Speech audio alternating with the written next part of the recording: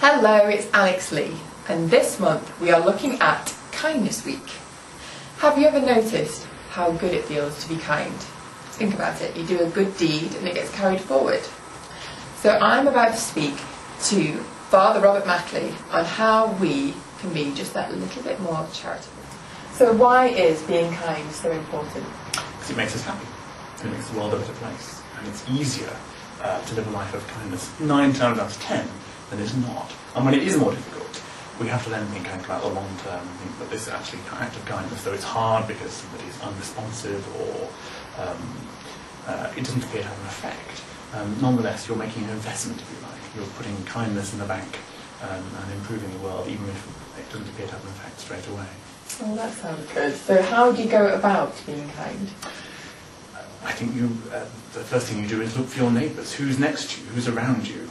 You don't look too far to find people to be kind to and with, and colleagues, friends and family are the first people we're given, if you like, to be kind to, and if we deal with them first, we can't go far longer. Random acts of kindness can be difficult thanks to the cynicism of others, so how do you go about overcoming such obstacles? I think it's difficult because people do find it difficult to receive kindness.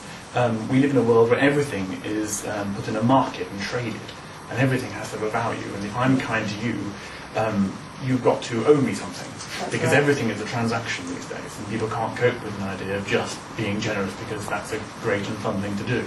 And so people think, you're giving me something, why? What do you want from me? I think it's very difficult to respond to that, actually. You just have to keep plodding on.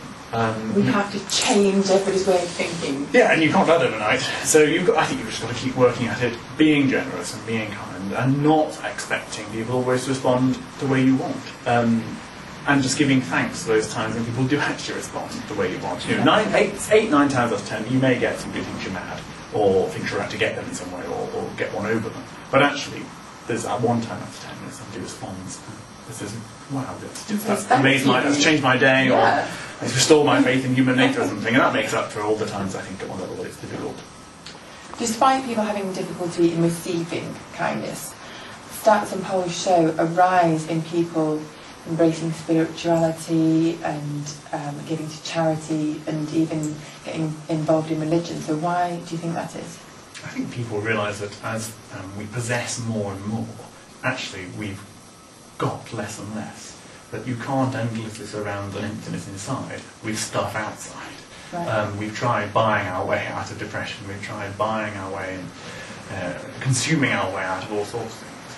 At the end of the day, no matter how many things you have, if there is an emptiness inside, then that won't fill that emptiness. And I think people are so discovering that actually living for somebody else, doing things for someone else, actually fulfills you. Much more than buying a Prada handbag. Yeah, absolutely, yes. Nothing against Prada handbag, of course. But there are better ways of fulfilling your life. Jesus said, if you want to save your life, you need to lose it.